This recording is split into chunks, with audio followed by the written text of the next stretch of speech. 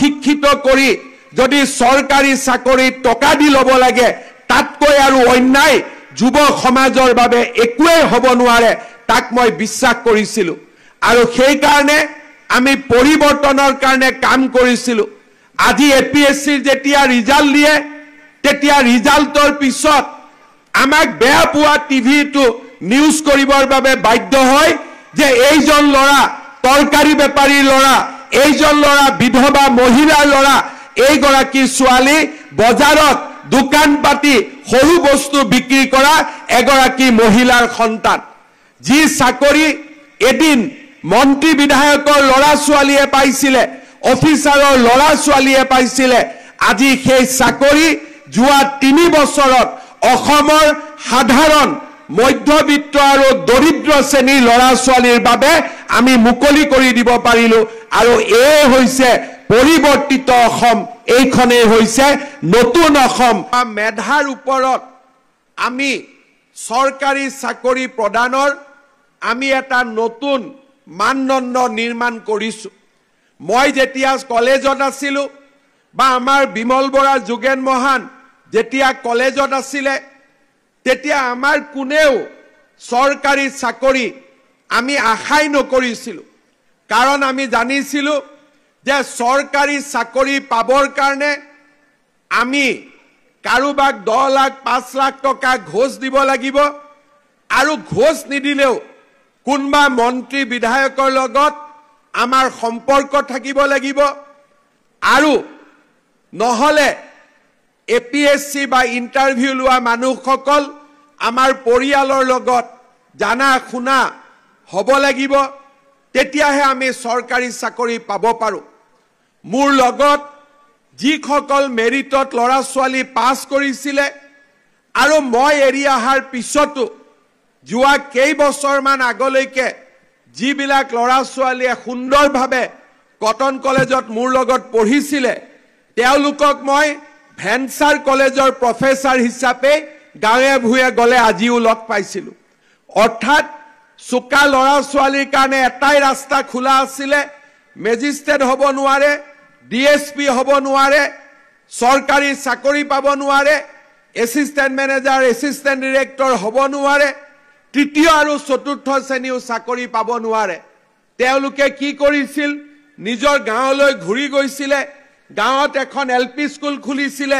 নহলে ME school খুলিছিলে আৰু নহলে কাখৰ কলেজখনত তেওঁলোকে নিজক বিনা বেতনত তেওঁলোকে প্ৰফেসৰ বা শিক্ষকতাৰ জীৱন আৰম্ভ কৰিছিলে তাৰ পিছত এই চাকৰিটো ৰেগুলাৰৰ কাৰণে 20 বছৰ 30 বছৰ আন্দোলন কৰিছিল অসমৰ মেধাবী ল'ৰা ছোৱালীৰ জীৱন এই ধৰণে আগবাঢ়িছিল যেতিয়া অসমত কংগ্ৰেছৰ চৰকাৰ আছিল লাহে লাহে চাকৰি পোৱাটো আৰু টান হৈ গৈ থাকিলে এটা সময় আহিলে যে মেজিষ্ট্ৰেটৰ চাকৰি পাবৰ কাৰণে কংগ্ৰেছে এপইন্টমেন্ট কৰা এপিএসসিৰ চেয়াৰম্যান ৰাকেশ পালক যদি 1 কোটি টকা নিদিয়ে আমাৰ ল'ৰা ছোৱালীয়ে মেজিষ্ট্ৰেট চাকৰি পাব নোৱাৰে ডিএসপি চাকৰি পাব নোৱাৰে ইন্সপেক্টৰ অফ স্কুল বা তৃতীয় চতুৰ্থ বৰ্গৰ চাকৰিৰ দামো 10 লাখ 15 লাখ টকালৈকে বৃদ্ধি পাইছিল 2015 চনত যেতিয়া কংগ্ৰেছৰ লাষ্ট বছৰ আছিল সেই সময়ত চাকৰিৰ বজাৰত একোটা চাকৰিৰ মূল্য 1 কোটি টকালৈকে আগবাঢ়িছিল সেই সময়ত নিযুক্তি পোৱা বহুত অফিচাৰৰ লগত যেতিয়া মই কথা পাতো বহুত কৰ্মচাৰীৰ লগত মই যেতিয়া কথা পাতিলে মই তেওঁলোকক বুজি পোৱা হৈছিল যে এওঁৰ নিযুক্তি ৰাকেশ পালৰ দিনত হৈছে গতিকে বেছিকৈ কথা বতৰা পাতি বিশেষ একো লাভ নহয় এওঁৰ পৰা ৰাইজৰ কাম বিশেষ নুলাব এনেকুৱা পৰিবেশ হৈছিল যে ইন্সপেক্টৰ অফ স্কুলছৰ মই মিটিং পাতো মিটিংত মই খুধু যে আপোনালোকে প্ৰত্যেক কথাতে টকা লয় কিয়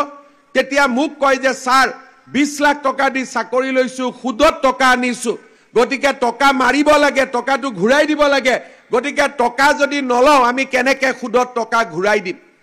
এইটো আছিল অসমৰ পৰিবেশ আৰু আমাৰ সৰকাৰী কৰ্মচাৰীসকলক আপোনালোকে যেতিয়া কেতিয়াবা অফিচত যায় দুই এজন অফিচাৰৰ ওপৰত কৰ্মচাৰীৰ ওপৰত যেতিয়া আপোনালোকৰ খং উঠে কথাই কথাই টকা খোজে আপোনালোকে মাত্ৰ গুগল কৰিব তেওঁৰ নিযুক্তি কোন চনত হৈছিল বাকি আৰু একো উত্তৰ নালাগে নিযুক্তিৰ বছৰটোৱে গোটেই প্ৰশ্নৰ উত্তৰ আমাৰ সন্মুখলৈ আহি পৰিব বেলেগ আৰু একোৱে কৰিব নালাগে এনেকুৱা এটা অসমৰ পৰিবেশ আছিল যেতিয়া এপিএসসিৰ ৰিজাল্ট দিয়ে তেতিয়া ৰাতিপুৱাৰ পৰা গধূলিলৈকে টিভিত বহি লৈ মানুহে হিচাপ দিয়ে অমুক মন্ত্ৰীৰ খুলখালিয়েক অমুক এমএলএৰ ঘৈণীয়েক অমুক মন্ত্ৰীৰ ভতিজাক অমুকজন বিষয়াৰ খুলখালিয়েক এইবিলাক লিষ্ট ওলাইছিলে এইটো আছিল অসমৰ বাস্তৱ আৰু এই নিৰ্মাণ কোনে কৰিছিলে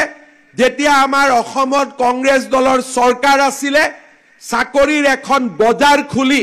অসমৰ নৱপ্ৰজন্মক ধ্বংস আৰু হত্যাৰ ফালে লৈ গৈছিল মই বহু সময়ত কওঁ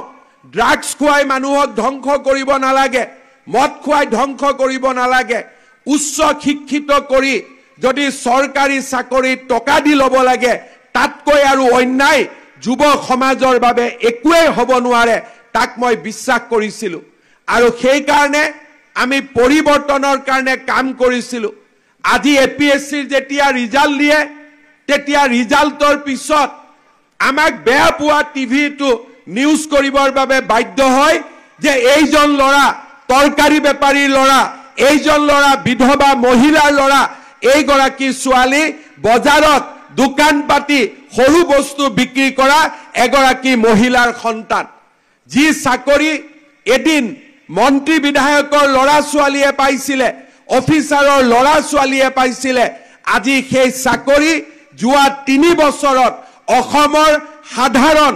মধ্যবিত্ত আৰু দৰিদ্ৰ শ্ৰেণীৰ ল'ৰা ছোৱালীৰ বাবে আমি মুকলি কৰি দিব পাৰিলো আৰু এই হৈছে পৰিৱৰ্তিত অসম এইখনেই হৈছে নতুন অসম এইখনেই হৈছে বিকশিত অসম শ্ৰদ্ধাৰ ছাত্ৰ ছাত্ৰীসকল এই কথা আজি মই কিয় উল্লেখ কৰিছো আন্দোলনে আমাৰ জীৱন ধুনিয়া নকৰে কাৰোবাৰ পৰা 2 টকা চান্দা তুলি বিহু পাতি অনুষ্ঠান পাতি অসমীয়া জাতিটো কেতিয়াও আগুৱাই যাব নোৱাৰে অসমীয়া জাতি তেতিয়া আতৰি যাব অসমীয়া জাতি তেতিয়া উন্নতিৰ চৰম শিখৰত গৈ উপস্থিত হ'ব যেতিয়া আমাৰ ছাত্ৰ ছাত্ৰীসকলে শিক্ষাক জীৱনৰ আটাইতকৈ গুৰুত্বপূৰ্ণ ব্ৰড হিচাপে আমি মানি লম তেতিয়াই আমাৰ অসমখনৰ পৰিৱৰ্তন হ'ব বহুতে বিশ্বাস কৰে যে আন্দোলন কৰি অসমৰ উন্নতি কৰিম পৃথিৱীত এনেকুৱা এটা জাতি নাই যিটো জাতিয়ে আন্দোলন কৰি উন্নতি কৰিব পাৰিছে কিন্তু পৃথিৱীত বহুত জাতি আছে যিয়ে মাত্ৰ নিজৰ নতুন প্ৰজন্মক ছাত্ৰ ছাত্ৰীসকলক উচ্চ শিক্ষাৰে বৈজ্ঞানিক বনাই ডাক্তৰ বনাই ইঞ্জিনিয়াৰ বনাই শিক্ষক বনাই খেলুৱৈ বনাই সাংস্কৃতিক শিল্পী বনাই চিত্ৰশিল্পী বনাই একোখন সমাজক পৰিৱৰ্তন কৰিছে নিজৰ ৰাজ্যখনক উন্নতিৰ চৰম শিখৰলৈ লৈ গৈছে আমি যদি ভাৰতৰ বিভিন্ন ৰাজ্যলৈ চাওঁ এবাৰ মই তামিলনাডুত গৈছিলো আজিৰ পৰা 5 বছৰ আগতে তামিলনাডুত মই কেইজনমান মানুহৰ লগত কথা পাতিছিলো তেতিয়া মোক তেওঁলোকৰ লগত মই সুধিছিলো যে আপোনালোকৰ ৰাজ্যত মেডিকেল কলেজ কিমান আছে সেই সময়ত মোক কৈছিল 66খন 66 ইউনিভাৰ্চিটি ইঞ্জিনিয়াৰিং কলেজ 100 ওপৰত আছিল তেতিয়া মই তেওঁলোকক সুধিছিলো